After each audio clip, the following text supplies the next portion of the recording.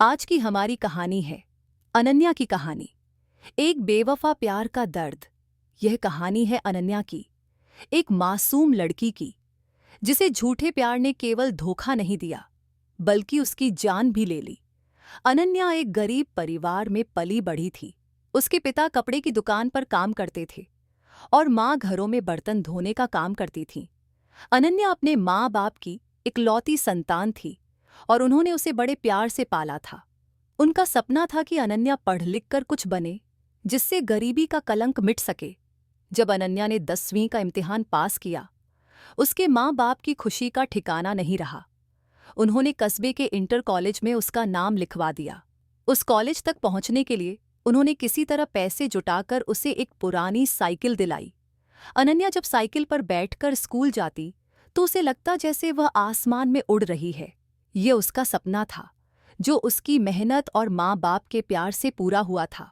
लेकिन एक दिन उसकी जिंदगी में एक नया मोड़ आया। स्कूल से छुट्टी होने के बाद जब वह घर लौट रही थी, अचानक एक बाइक उसके पास आई। बाइक पर जो लड़का था वह उसकी उम्र का था और अनन्या उसे अक्सर रास्ते में देखा करती थी। मेरा नाम सुमित है, उसने मुस्कुराते हुए कहा। मैं तुम्हें रोज स्कूल जाते हुए देखता हूँ। क्या मैं तुम्हें कुछ कहना चाह सकता हूँ? अनन्या घबरा गई, लेकिन उसने साइकिल रोक दी। सुमित ने अपनी जेब से एक गुलाब की कली निकाली और उसे सौंपते हुए बोला, मैं तुमसे बहुत प्यार करता हूं। अनन्या का दिल धड़कने लगा। उसने शर्माते हुए सिर हिलाया और तेजी से अपने घर चली गई। इस तरह अनन्या और सुमित की बातचीत शुरू हुई। सुमित रोज उसे छोटे छोटे गिफ्ट लाने लगा और उससे प्यार की कस्में खाने लगा। अनन्या उसकी बातों में खो गई, सपनों की दुनिया में चलने लगी। एक दिन सुमित ने अनन्या को घूमने चलने के लिए कहा। पहले तो उसने मना किया, लेकिन फिर उसकी खुशी को देखकर वह तैयार हो गई। उस दिन अनन्या बहुत उत्साहित थी।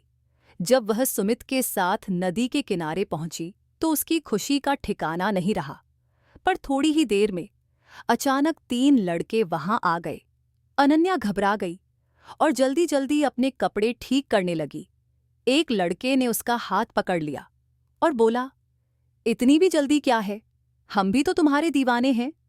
अनन्या ने सुमित की ओर देखा, लेकिन वह सिर्फ हंस रहा था। यह देखकर उसके दिल में तूफान मच गया। अनन्या की मदद के लिए कोई नहीं आया। तीनों लड़के उसे घेरकर बुरी तरह से नोचने लगे। उसकी चीखें सुनने वाला कोई नहीं था। जब उसने बेहोशी में सब कुछ छोड़ दिया, तब तक सुमित वहां से जा चुका था। जब अनन्या होश में आई तो दर्द से भरी हुई थी। उसने सोचा, मैंने सुमित पर विश्वास क्यों किया? क्यों मैं यहां आई? उसके मन में बिखरे सपने और अपने माँ बाप का ख्याल आया। अब वह क्या मुंह लेकर लौटेगी?